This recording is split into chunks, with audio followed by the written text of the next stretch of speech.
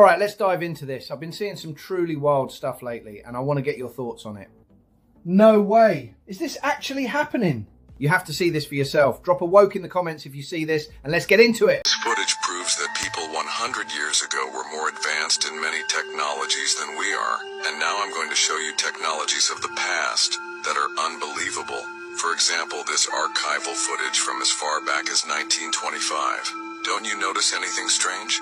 They show a car driving without a human being because this is the first Opel car on autopilot.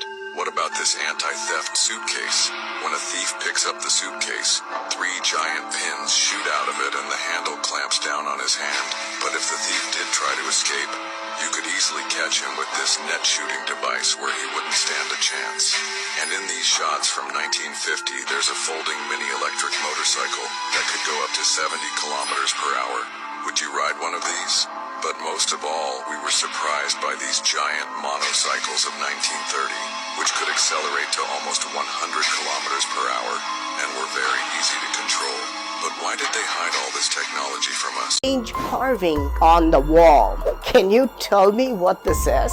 Yes, it is a car, just like a modern day car with 4 wheels. You can see the body of the car here. You can see that it has 1 door carved on it. And this guy is driving it. He has 1 hand on the steering wheel. And on the other hand, he's blowing a horn. He's honking by pressing this bulb-like thing. These types of horns are called the bugle air horns, and when you press them, it honks. And look at the big light in front of the car. A giant light source is mounted in the front. How can a temple built 800 years ago have a car carved on it? Did cars exist 800 years ago? Old world buildings weren't just architecture, but technology.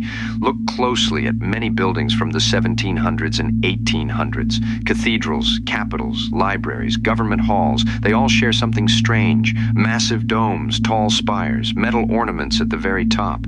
At first it looks decorative, but some researchers believe these features may have had a purpose. According to one theory, many old world buildings were designed to interact with natural energy in the atmosphere, a concept early scientists called the ether.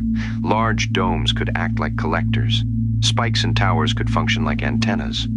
And inside many of these structures were enormous bells, not just for sound, but possibly to create vibrations or resonance through the building itself.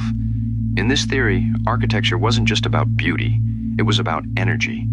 Buildings designed to collect, amplify, and distribute power naturally. Mainstream historians say these elements were simply aesthetic or symbolic, but when you see the same designs repeated across cities all over the world, it makes you wonder, were these buildings just monuments, or were they once part of a technology we no longer understand?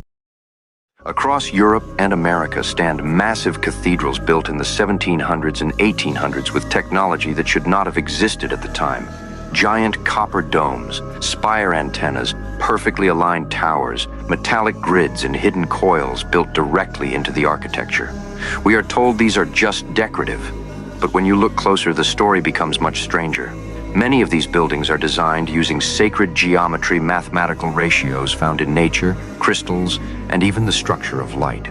The cathedrals follow the Fibonacci sequence, phi ratio, and harmonic proportions identical to those used in modern resonant chambers and frequency-based devices. Inside, the acoustics are so precise that a whisper can travel across an entire hall without losing volume. Engineers today admit we still cannot replicate some of these effects. So what were these buildings really designed to do? Here is where it gets even more interesting.